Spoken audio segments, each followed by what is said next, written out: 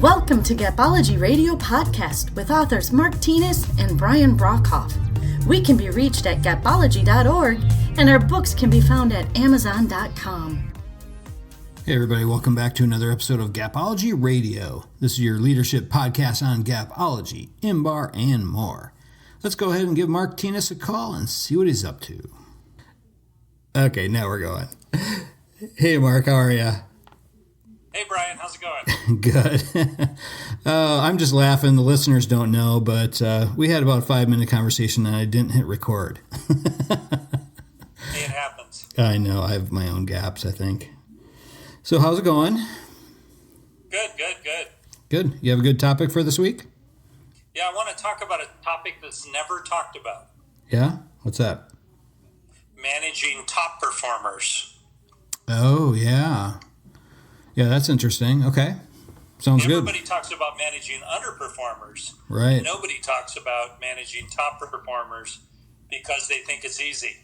Yeah. Because they think it's a given. So because of that, a lot of mistakes are made. So for sure. You ready to go? Yeah, sure. Let's do it. So managing top performers is often mismanaged. Leaders often leave top performers alone. It's a common mistake. I mean, why go visit somebody who's doing their job and hitting it out of the park? Wrong answer.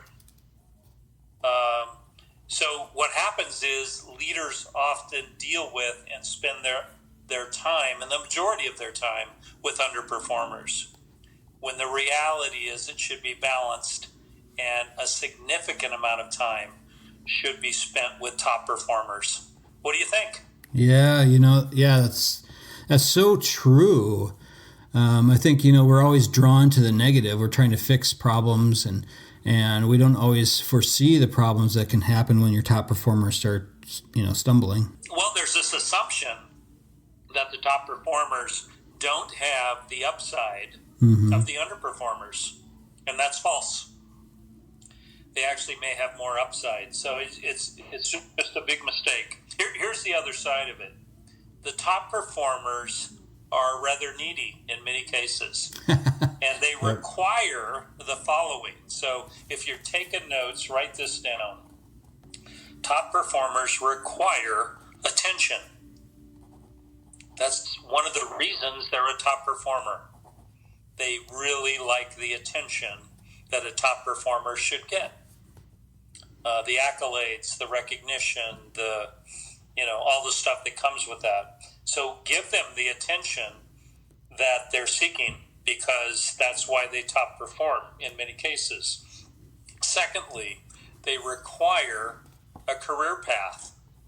They want to know they have a future. Top performers are easily pulled from one company to the next when somebody comes along and tells them how special they are. So be careful there. Give them a career path. Let them know that they have a great future in the organization and lay it out for them. Not just hypothetically, show them what it looks like. And then thirdly, top performers require development. This is a big mistake.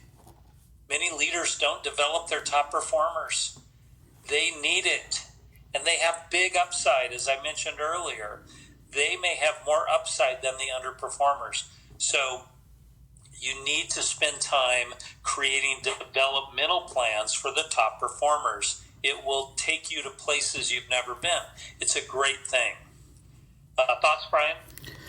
Under the knowledge gap, we talk about talent. So I think these things definitely fall in that. Especially the development piece, the career path piece that you mentioned. Those definitely fall under talent. That's how you develop people. And by doing that, I think you'll give them the attention that they need. Yeah, that'll get it started for sure. So here's the best methods. So I've got 3 best methods for developing and managing the top performer group. And these are 3 things that are proven, that I've seen work, that I've seen many organizations use. So let's go through those. And again, if you're taking notes, write them down. So the first is to give the top performer a mentor. Assign them a mentor. So this is rarely done. Why do they need a mentor? They're a top performer. Oh no. Because they're a top performer, they need a mentor. Mm-hmm. So someone that knows what they don't know, someone that's already gone down the path or up the path that they want to achieve. So a mentor is significant. So assign one. Assign a process to that as well. Have them meet weekly on the phone, whatever the geographic parameters would allow, but give them a mentor. It can be crazy successful. So that's best method number one, give them a mentor. Best method number two is assign them a mentee, someone they mentor. This can be huge. It makes them feel good, and it allows you to develop other top performers within the organization. What this top performer knows, they can pass on to the mentee. Have them responsible for the performance of the mentee. Talk to them about it. It really creates a significant energy that is very difficult to create in any other way. And then thirdly, give them special projects or assignments. Be careful not to interfere with their performance, but give them something measurable that they can be responsible for in addition to their assignment, and watch them hit it out of the park. It's a big deal. It's part of their development, and it can really help move the organization forward as well. What do you think about those, Brian? Yeah, the first one really caught me off guard. I thought initially, assign them a mentee, that's definitely something. And I thought about the special projects, but I never considered really assigning a mentor to them. I think that's really interesting. It's a big deal. It's huge. It is huge. Yeah, very good. I look back at the mentors that I had over my career, and they made a huge difference in my career. And, I learned so much. Yeah, and things I think I use every day. Yeah, I think a lot of these people, they're top performers, so they're already pretty confident probably in what they're doing, and then by assigning them a mentor, I think will make them step outside of their comfort zone, stretch, and grow even more. Yeah, well, a mentor can be a challenging thing. Mm-hmm. So it can cause them to step up when they wouldn't have. But the biggest thing that the mentor has is knowledge that they don't have in many cases. And there's a lot to learn. Yeah. There's no there, as I always say.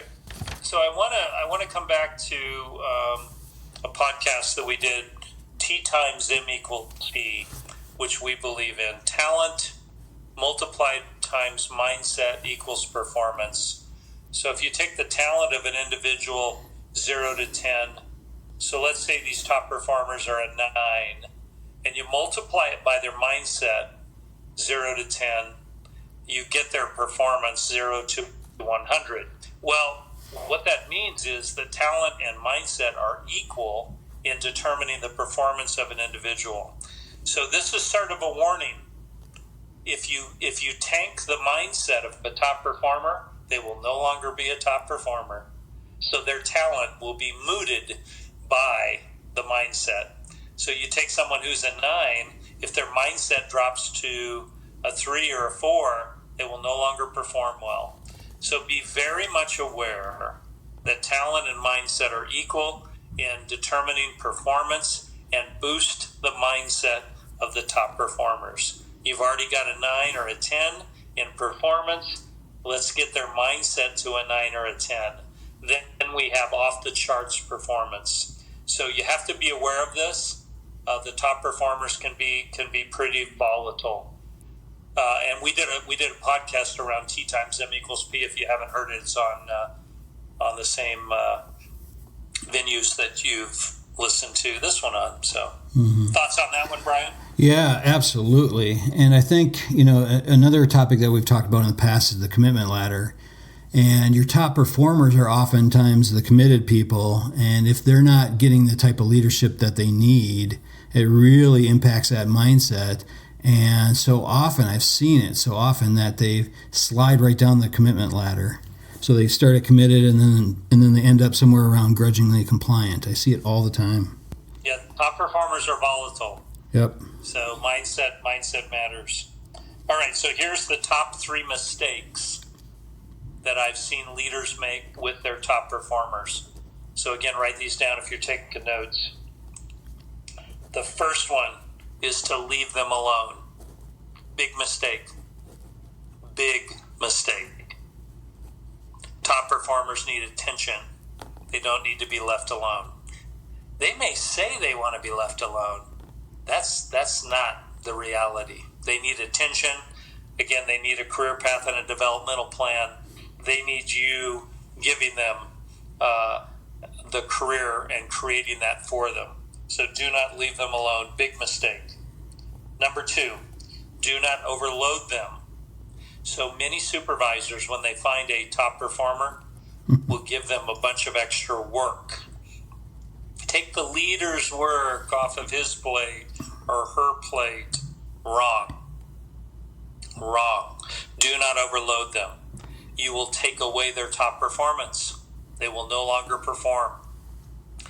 T times M equals P, you will lower their M and tank the P. Lastly, be careful about relocation. Relocation can take a top performer and lower their mindset. Relocation is difficult, even for a top performer and their family. Be very careful. It can have a very negative impact on performance. So the biggest mistakes I've seen are leaving them alone, overloading them with work, extra special project number 15, and relocating them to somewhere they don't want to be. Thoughts, Brian? And I've got a couple of closing comments. Yeah, no, I think that's good, Mark. The overloading them, I think that's one of the biggest things that I see. It's probably why I'm so tired all the time. People are always delegating stuff to me. Of course. Yeah. All right, so here's the thing. So speaking to the leaders out there, here's the number 1 lesson I would leave you with. You need to learn from your top performers. Go spend time with them. They're the top performers. Take notes. Follow them around. They've got it figured out. They're likely achieving results you're not achieving. Learn from them. Then you can teach the organization how to be great. They've already got it figured out. So that's managing top performers. I'll leave it to you to close, Brian. Yeah, I think that's awesome. Using them to create the roadmap for others, I think that's huge. That's huge. Okay, another good one, Mark. All right, thank you. Yep, thanks so much. We'll talk to you later. Talk to you soon. Yep, bye. Okay, that wraps up another episode. I'm glad I hit record on that one. That was good. Head on over to our website, gapology.org, for more information. Everyone have a fantastic week. We'll talk to you soon. This has been a Gapology production. Visit us at gapology.org.